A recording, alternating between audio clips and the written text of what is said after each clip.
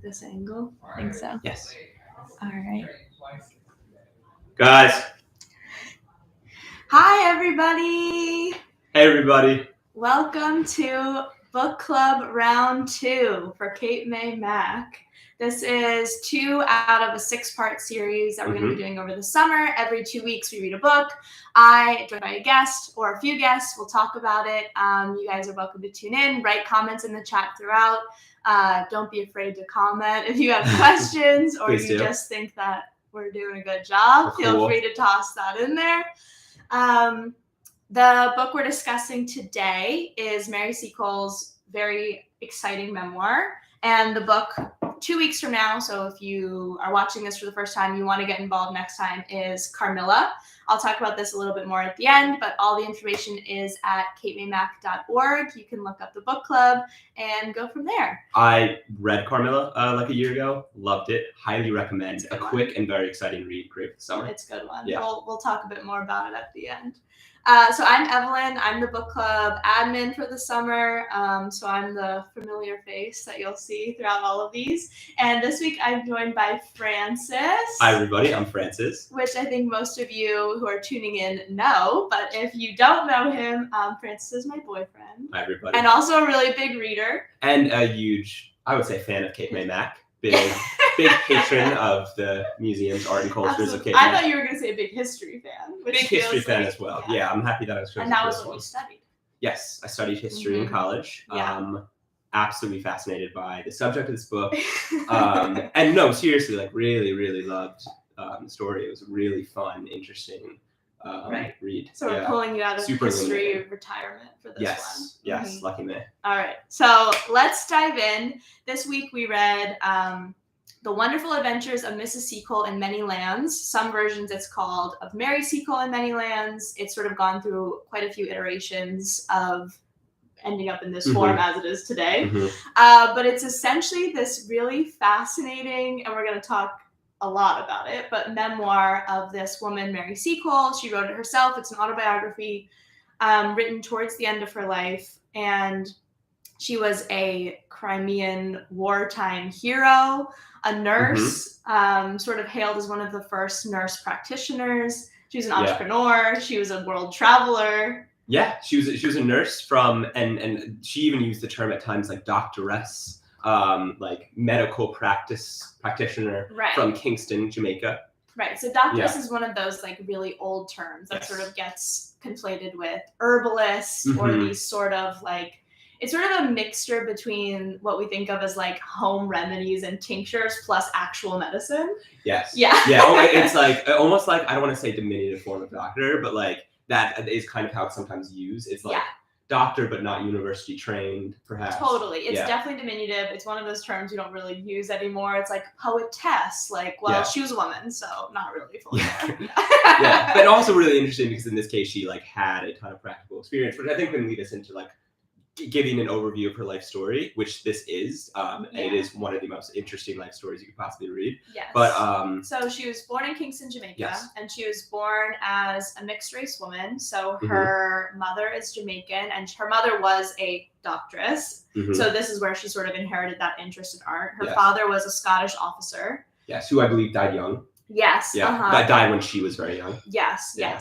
And so through her mother, she sort of gained this interest in medicine and also forming. Her mother, as a doctress, was of this sort of like upper tier class in Jamaica, which at the time was extremely influenced by Britain, of course. Yeah. And so through that colony, so she got a lot of relationships have been built with British officers and with British militia. And so through that sort of influenced the whole trajectory of her life. Yes. Yeah. So like as a, got a lot of experience in medicine as a young woman, and worked a lot with, as you were hinting at, like British officers and British soldiers stationed in Kingston. And did some like freaky stuff, like with her medicine. Like she's not shy about it in here. She's like, I probably shouldn't tell you this, but I did steal a baby and do an autopsy on it. A baby died. I did. Yeah. And she took the corpse. course. Dissect it and help her treat cholera. Yeah. So it was, of course, immensely important, but the way she writes throughout this is just so funny. Like, didn't you find her to be just like really hilarious? Yeah. So something I maybe want to touch on later is just how she decided to create kind of an upbeat tone for what was typically a really dark subject. Right. I think we can get back into her life going from Kingston to Panama. Yes. Yeah, okay. So Panama. in the early stages of her very long career. Yeah, after Mrs. Seacole was widowed. Yes. Mr. Seacole died. Which, let's say she gets Mr. Seacole, her husband, gets one line in the book. It was like, I married this poor fool who liked me, and then he died, and now I was Mary Seacole. And that's it. And then she actually spoke about how, not getting married again gave her a lot of independence, and that really influenced the trajectory of her life, because soon after she left Kingston to go help her brother, who was in Panama. Yes. This was pre-Panama Canal. It was... Well, it's funny you say, help her brother, because it's really, she ends up, directly competing with him. Remember? Yeah. I viewed it a little bit more as she doesn't say this, but it's essentially, her brother runs this boarding house hotel for people who are traveling. They often stop in Panama on the way up to America, or opposite, Americans are coming through to go elsewhere. Yeah. And her brother runs this ramshackle boarding house that does really well for itself, because it's right where they should be. And Mary Seacole's like, what if I opened that right across the street from her brother? And so now there's the two of them.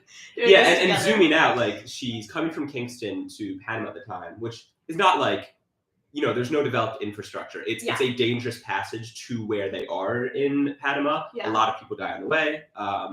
There is a ton of disease, which wherever she goes, regardless of whether she's paid or compensated, she always finds herself serving as a doctor, which is a really huge part of her story. Right, and not just casually serving as a doctor, but fighting against cholera on the front lines. Yeah, being the only person willing to do anything. Or who knows anything at all. There'll be university trained doctors in the town who have no idea how to work with this. And so she, as this unofficially trained person, is really running the show in this very dangerous dangerous situations. And so I was kind of looking into how effective were her cures really when treating cholera, and it's funny because some of them really were effective, and it's just things that she picked up. So it's cinnamon water and mustard tinctures, all this stuff are actually very effective. And then some other things she says she's using, I was looking into, and they were like, oh no, that's poison. And then some things she rubbed oil on their back, which is it's just trial and error. There's just she did so much trial and error. Through it she learned so much, and she actually caught cholera herself and came out the other side perfectly fine. So the wonderful adventures of Mrs. Seacole in many lands. She's going from place to place throughout her life. So again, from Kingston to now Panama, pre-canal, fighting cholera. Travels to England for the first time. Yeah, so after a real big journey in Panama, it's essentially becoming a doctor, but also very much a businesswoman. Wherever she is, she opens these hotels where she allows boarders and has food and serves food, but also treats. Yeah, is known as a healer. Yes. And so both paid and unpaid. If people can't pay, she just does it. Yeah, she was sort of very much known for not charging any of the foot soldiers, but the officers, she'd be like, you can pay up. You can pay up. Yeah. So she takes her first trip to England. She goes just to see the world, really. She has this travel bug. She's always wanted to go. She is feels very much connected to Britain. And she goes and sells pickles and onions. Yeah, she brings fermented goods from the West Jamaica. Indies. This is a year-long trip, which only gets, and it's perhaps interesting to say in the book, all of this pre-Crimean War gets 7 chapters, and then the rest, 12 chapters. Yeah, maybe less than half is most of her life.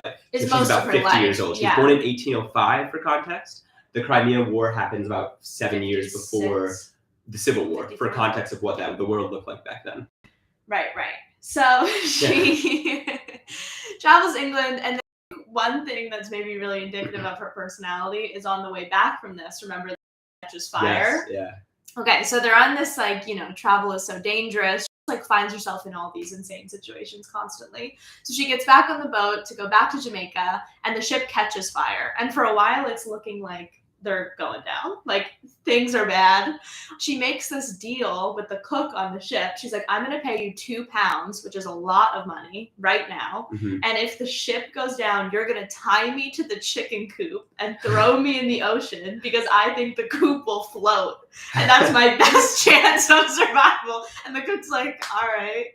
And the ship survives, so she doesn't need to do this deal. But she like recounts this, and she's like, at the time I was terrified, but looking back, like, haha, that's so funny. Yeah, her life is full of these truly near-death experiences, whether with sickness or like violence or terrible accidents. There are many fires and floods. And one thing that I find interesting, and I wonder if this is an editorial choice or really what she was like, is that she recounts everything in a really positive way. She's like, almost died in a fire on a ship in the middle of the ocean. Yeah. So yeah, I find that a really interesting like choice as a writer for real to describe all of these things, and very few times does she really get serious. No, she really the book. It's very though it is like you would think, okay, it's a wartime nurse in a war where 500,000 people died. Yeah, and she's on the front lines, and her life itself has not been easy, but it's written as this really upbeat, funny, clever, like series of errors, almost like comedy of errors. It's like this adventure. And it's even titled like The Wonderful Adventures. Yeah. But I do wonder if like maybe Wonder back then had more of a sense of like interest, like as opposed to like terrific adventures. But it is still the way it's written. It's like, and the way it's written, she never feels bogged down at all by terrible things. Yeah. And she, like you mentioned, she had terrible near-death cholera. Yes. I guess it wasn't quite as bad as some of the other cases, but still very scary. Yeah. Mm-hmm. Yeah. So after goes back to Jamaica, she's in Jamaica after like her boat almost drowning. Back to Panama again. Yeah. Oh yes. So when she's back to Panama the second time, she's like, maybe I want to like look for gold. Yeah. She's like, the gold craze there was a gold rush in Panama at the time. But it's really funny the way she writes this, because it doesn't seem like she looked very hard. She was kind of like, I walked down the street and kicked up dust. And if it was yellow, I picked it up. And so she takes it all to this person. The guy's like, this isn't gold. Like, and she's like, Throws it out. It turns out that some of it might have actually been gold. Yeah. So, but she just sort of goes there, does this little jaunt. But very important is she meets Day. Mr. Day, yes. Mr. Day, who becomes a very important person in her life, becomes her business partner. Yeah. And so together, so they meet there, and then she goes to England by herself, right? Yes. And contacts him later. She goes, and the Crimean War has already broken out. Yes. Yeah. So she meets Mr. Day in Panama, the Crimean War has broken out, and she just feels this. She writes, she feels this urge, like, I have to be there. Like, this is my calling. I'm destined to be there. I have to go. Mm-hmm. So they raise funds for her to book her passage. She goes to England.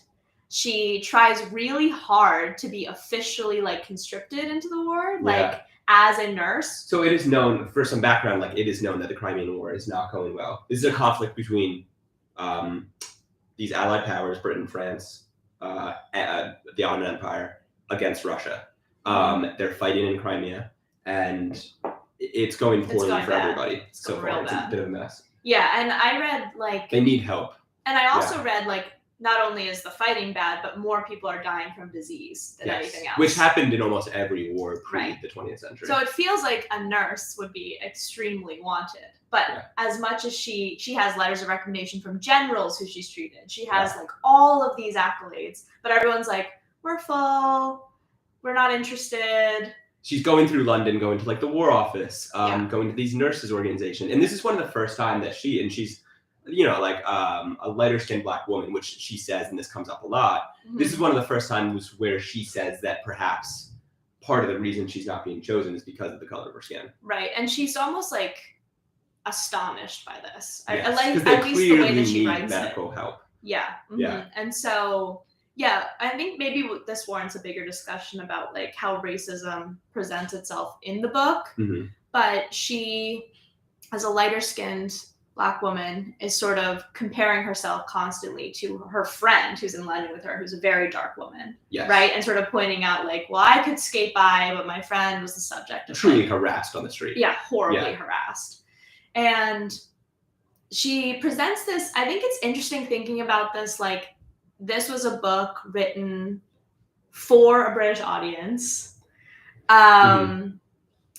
It was written in a time where Black women didn't write books. Like, this was one of the first widely published, really successful memoirs by a Black woman in Britain. And so it was really groundbreaking, apart from all the work that she did herself, which was groundbreaking, of course. But the book itself, the writing of it, is like astonishing. And so I think she's really, really smart, which we learn throughout this book just by what she gets done. But it's also like, the writing itself, I think, is so smart because she presents racism in this way where she knows she's writing for white British readers. And so she presents it in this way that's like, how could I be treated like, it's like she's coming from a place of like trying to earn their sympathy in an interesting way that's like presenting it as almost this narrative of like, don't you see how this should change? But she does it so subtly in a way that I think is really effective. She's like complimenting while criticizing. Yes. I found yes. like she would be like, the British people have never given me this trouble. It is strange but possible that in these specific cases, perhaps they were doing could this be racism?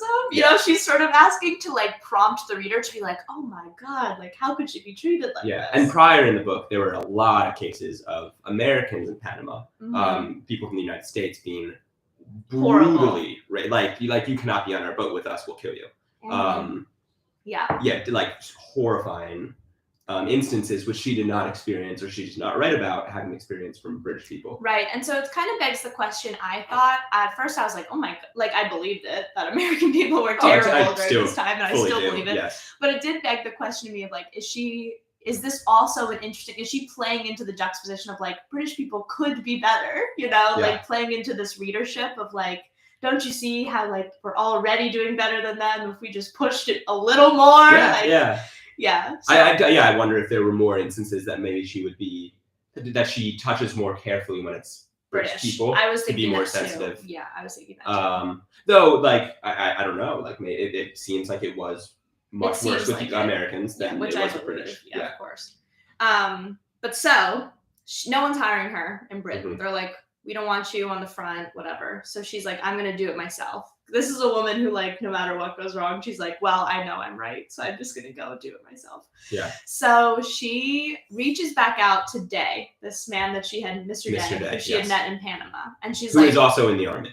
Yes. At this time. Yeah, he's an officer. And she's like, I have this fantastic idea to open a hotel right on the front lines of the war. And again, a hotel in this context is literally like a 2-room hovel that they build, and then they just like build as much of a shack as they can and have a place for people to eat and maybe like 2 people to sleep. Right. That's what a hotel is. But it's funny because she calls it the British Hotel. Yeah. And she's like, we had the finest cuts of meat, we had the finest whatever. Yeah. And I'm like reading through historians like documenting this and talking about this, and they're like, it was a shack. Like it was which she describes, honestly. Yeah. But so she made it out of. So she basically, no one would bring her to Crimea to serve. Yeah. So she paid out of pocket to go there. Well, she found a ship that would take her partially on her own payment to go to war. As if today you or I paid to go to Ukraine to get medical services. So she funds. She pays her own way. She pays her own way, and then when she gets there, she's like, "Okay, how am I going to build this hotel? There's no building materials because everything is being used in the war effort." Yes, the constant, like stealing. There are, So this is one thing interesting. It is a war memoir, but not on the front lines for the most part. It's primarily behind, and then there is this huge like wartime like ecosystem, people from all different countries, a lot of whom are soldiers, a lot of whom are not, a lot of whom are like merchants, setting up like stores in the area. Yeah. There's a lot of people just stealing from whoever they can. Right. Yeah, so she has a really hard time sourcing supplies. So she ends up like fishing materials out of the river. It's like river floating, like sheets of metal and like driftwood and all this stuff.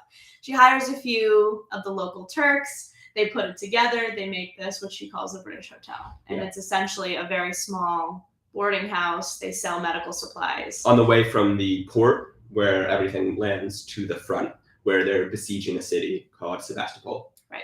Yeah, and so she's like, I'm here, I'm doing it.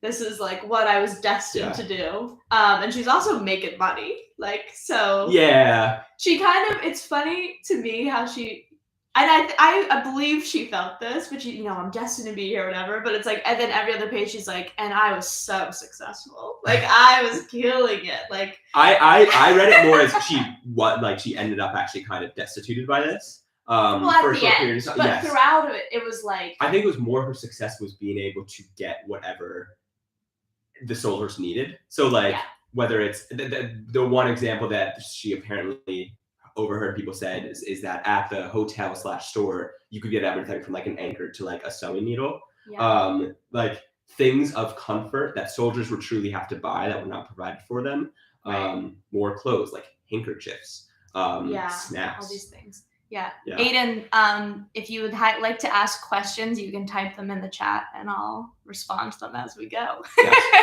So feel free to toss them in there. Do you want a little context into the Crimean War? Oh yeah, tell us about the Crimean War. Okay. Crimean War, really, really simplistic overview, is that this was 1850. 50 years before was Napoleon running crazy over Europe. And so after that, Napoleon lost. The big powers in Europe, like Prussia, England, France, Russia, wanted their balance of power to be preserved. They didn't want any one power like France to go crazy and try to conquer the whole continent again.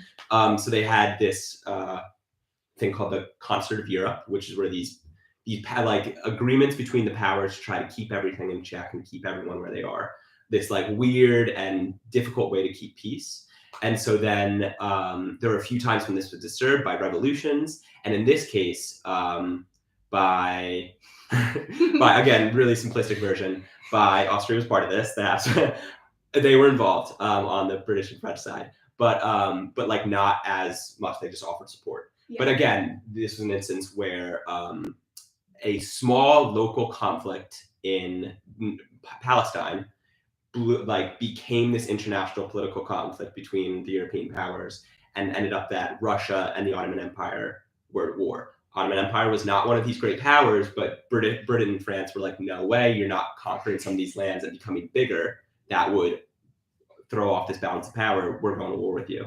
Right. So suddenly Britain, France, with some help from the Austrian Empire, which included Italy at the time, one of the leaders was Italian, were in Crimea, which is in the news a lot right now. It is the peninsula that Russia has occupied since 2014. Right.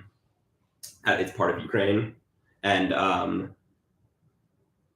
so then they were fighting this war to try to keep Russia at bay, to try to keep the balance of power. Right. And Mary sort of like interestingly comments in the book, like that small section about the French. She sort of talks about like who's suffering the most or who's fighting the hardest, like who's bearing the brunt of this. And she talks about, she was like, I think the French army deserves more than like what we've said, sort of thing. She's sort of like, they did. They lost like casualties. British lost like 40,000 people. The French lost way over 100,000. They of that side. Adam says, and it was the last time a small conflict caused all of Europe to melt down. Yes, this was last time. Last war.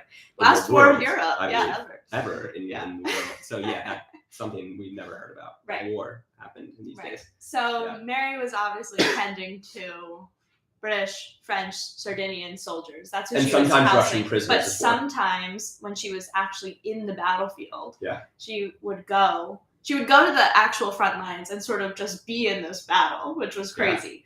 And she would tend to anyone, so Russians as well. She comments that she helped through the battle. But so I read historians commenting on this, she would wear this like really bright yellow dress. Have you heard of this? Yeah, she dressed like a really dignified lady always, and in this case. So was in this bright yellow, beautiful dress in the middle of the battlefield. I think just hoping like no one will shoot me. Like they know I'm who I am, and she helps everybody. But she was like fearless. Like she would go onto these, and people would be like, you can't come here, but she'd show her bag full of like stuff to stitch people up, and alcohol and food, and all like this stuff, snacks and things just to make people feel better. A big part of her job was just her again self-imposed job, like not an official position, was just to like make dying or hurt people feel better. Like here's some tea. Right. Yeah, it's like a really beautiful thing. Yeah, She and just, so like, wants to because of comfort that, people. she became known as Mother Seacole or Auntie Yeah. Seacole. All the soldiers would call her. And at this point, she's in her 50s, like Mhm. on the battlefield. This older woman, Yeah. like stitching people up and hiding Yeah, from the one artillery. injury she got was she would frequently have to dive on the ground when they were shot at. Right. And she like broke her dislocated her thumb diving on the ground once. That was the one time she got hurt. And something I found really interesting, just looking into the history or context to wars, to this war and to this time period, is war was sort of this like spectacular event. Like spectators would come and sit up on the bluffs and picnic and watch men kill each other. And then just like have their sandwiches and go home. And they would like bring kids. And like this was like something they just like did on the weekends. Which I was like, all right. A really interesting question for later. Aiden Brame asks, how did you find this book? Why did you choose it? Oh, really good question. I think we can get into that. Yeah, That's I can really talk cool. about that. So the theme of this summer's book club is Lesser-Known Victorians. So books that came out during the Victorian period. This is because Cape May is a Victorian town, so repping that. But I wanted to do ones that people weren't familiar with or hadn't really heard of. And Mary Seacole I picked in particular because I was like, okay, Victorian era, all we think about, I think, is white authors, right? Is like Charles Dickens, like the Brontë sisters, like those who dominated this period. So I was really curious, like, was there a woman of color who wrote anything during this time period? Was there people who wrote anything? And so I found this one through some digging, because this book has really fallen out of the public view or scholarship, which I think is really unfortunate, because at the time it was like this crazy bestseller. Like, so that's a good thing to talk about. Yeah, it was super popular, and she was popular. Very she famous. Was beloved. Yeah, like she was so beloved. She was a like beloved public figure. Right, to the point where like soldiers' mothers would send her, like one mother sent her a cow like across countries, and this cow was delivered, and she's like, "Thanks for taking care of my son. Here's a cow," like in Crimea. And then a lot of famous publications at the time, like Punch was a really famous, half funny, half serious publication in England at the time, and they had multiple like poems, like rhyming poems about her, Mother Seacole, like Auntie Seacole. The Times of London like wrote about her a lot, and they wrote like really lovingly of this woman who, really selflessly helped. Yeah, so the war ends. She heads home. She writes this book in 1857. The war ends in what, 56? I think so. Yeah, so I think she writes this. She just sits down and like writes this book in like a day, like because it's published in the same year. Yeah. So it's like she was like, and writing her life. It gets published. It's a bestseller. And we can go back to that time period, but going back to Aiden's question, it was completely overshadowed. I mean, in part because I think something we haven't touched on yet was Florence Nightingale and the Nightingale Society. Was this society of nurses under Florence Nightingale who did exactly what Mary Seacole was doing, but in a more formalized and recognized by the government manner. So it was like this fleet of women would go to the war front, headed by Florence Nightingale, and do these. Who was also beloved, super famous. Mary Seacole wrote really positively of her. Right, and so the Nightingale Society at the time is sort of just like based on historians of modern day perception of that, was essentially like Mary Seacole is a fraud, is taking Florence Nightingale's fame. And so they sort of tried to crush her, like her success post this book and post life. And they wanted Florence to be the only woman recognized. They're like, space for 2 women heroes? Absolutely not. And I mean, I think that's very obviously due to racism and also due to just this his really passionate love for Florence Nightingale, to the point where they were like, we don't want Mary Seacole recognized at all. Yeah. And so only in 2006, Mary Seacole, so over 100 years later, was recognized with a statue in Britain and was like, this is a great figure from the Crimean War. So again, at the time was really beloved, but afterwards. Yes, afterward, her influence was really smashed down. So that's why I picked the book. Because I thought this was so fascinating. She's like one of the most fascinating women I've ever read about, I think. Yeah. Yeah. Oh my God. Yeah. What did you think? What did you enjoy reading? Oh, I loved reading. Like, it was genuinely, and I can't harp on this enough. They were talking about such dark things, from like cholera outbreaks to, like war. It's just horrifying. Yeah. It's just like talking about like men coming in who were shot and are dying, and she's comforting them. And she very purposely, and she says this, she's like, I do not want to dwell on the worst things. Right. So she doesn't write a ton about this. So a lot of it really does feel like this very interesting travelogue, like this, and interesting as it's like marketed adventure story. Yeah. With this just like really smart and interesting and just like incredibly spirited narrator who just cannot like lose. Yeah, she can't lose. She's so ambitious. She faces like insane obstacles wherever she goes, but she kind of just does whatever she wants and figures out like how to make a store. Yeah. And then like all of her stuff are stolen. She's so resourceful. Everything where she goes, she gets all robbed of her stuff is like stolen, 5 times. and she just like trades like a horse for 2 cows, and then like does the cow for another horse, and gets back up. Yeah. And I think one of my favorite moments in the book is she had this horse that she loved in Crimea. It was stolen. Yes. She sees the horse weeks later. A French officer comes on the horse. Yeah. And she's like, you stole my horse. And they get into this big kerfuffle. And the guy's like, no, I bought it from him. I bought it from him. I bought it from him. And she tries to like get this horse back. And in turn, the officer just like flees from her, like runs off with the horse. And she's like, and the horse comes back again. Yeah, the horse. And then the horse runs off on its own accord. But like, it was just like how insane life was to us now, where there's no rules. Yeah. Everyone's constantly stealing everything. Mm-hmm. People are constantly dying of disease that now are preventable. Yeah. To answer Sarah's question, what was the writing style like? It was sort of surprising. It's very different from other Victorian-era books. Like, it doesn't deal a lot with dialogue at all. Mm-hmm. It's not... She doesn't go in moment very often. It's like very much a recollection. And so because of that, it moves really quickly. So it's like a very thin book for a lot of life being lived. Yeah. It's one of the most funny. concise It's books. like funny. Yeah, it genuinely is funny. I laughed out loud at some of her remarks. I was like, that's such a funny... So in some ways it feels really modern just because it's like 145 pages. Yeah, to Aiden's question. Yeah. I think everyone would like it. Yeah, it's not a particular, like, it's a couple day read. Yeah. It goes quickly. Yeah, it's very funny. And it's a true story, of course. So I think that in itself is interesting. You're like, there's so many lives like that I've never thought about. Like, yeah, what it felt like to me is if like you could literally just go walk around at this time in like 4 different places in like Kingston, and then in London, like Panama, so London, like Crimea, you really suddenly like feel like you have an understanding of what life was like. Totally. Back then and for a voice that we don't hear about from this era, like at all, like a Black woman, that's so fascinating to read from her own words as opposed to a historian like telling her story for her, you know? Yeah, Sarah, I do think you would. I actually very much think you would like it. I think everyone would like it. Everyone should read it. I think this should be a school book. It would be such a good summer reading book because I actually think kids would really enjoy it.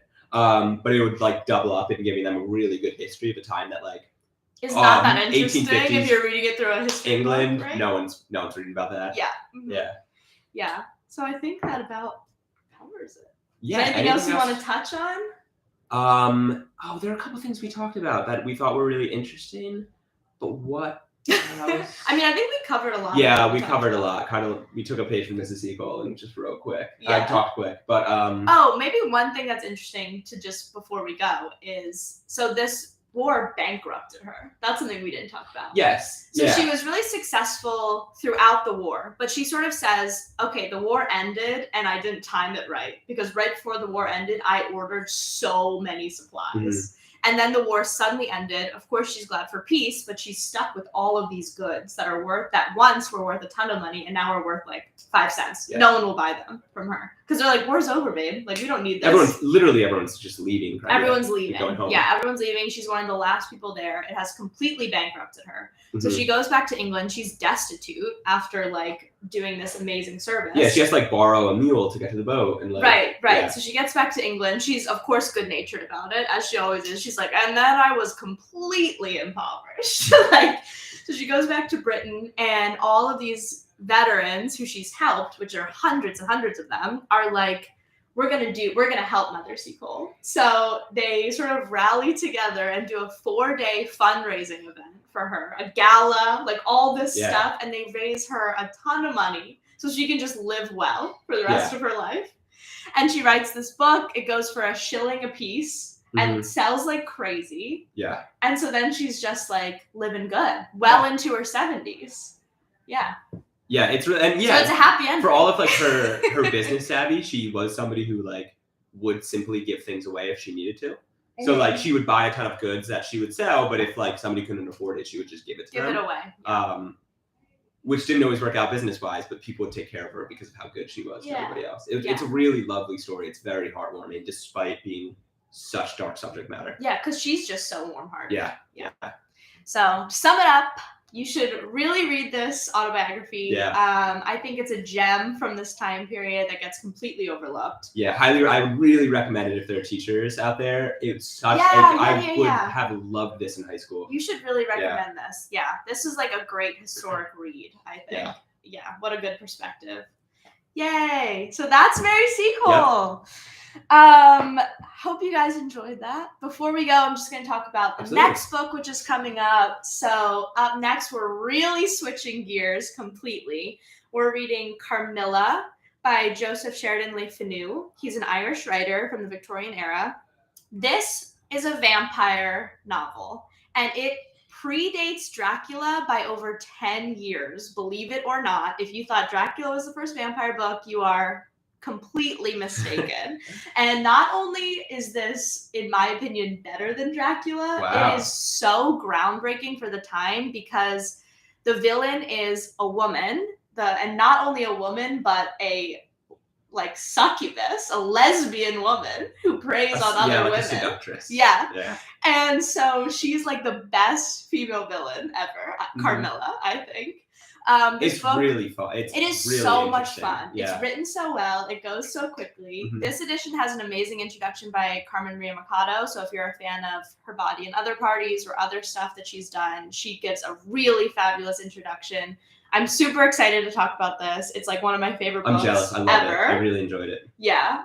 So I'm excited to read it again and get into that. So if you're into the vampires, come back in 2 weeks or pick it up and join us next time. It's Carmilla. The next book is Carmilla. Carmilla. Like Joseph, how do you say that? Joseph Sheridan Le Fanu. Oh, very fancy. So check that out. Super great. Can't wait to talk about it. Yeah, so much so fun. Really, Aiden, I really think you should. You can read them in like 3 days. But they're books that you'll remember for a long time. They're great books. Carmilla is the next one for those who want to join us. Thanks so much for all the commentary and for being with us. And I think we had Thanks everybody. What a blast. Loved being able to talk about Mrs. Seacole and her adventures. Hope you guys are doing some summer reading. Enjoy. Thanks for having me, Kate Man. Bye, everybody. Thanks so much. Great.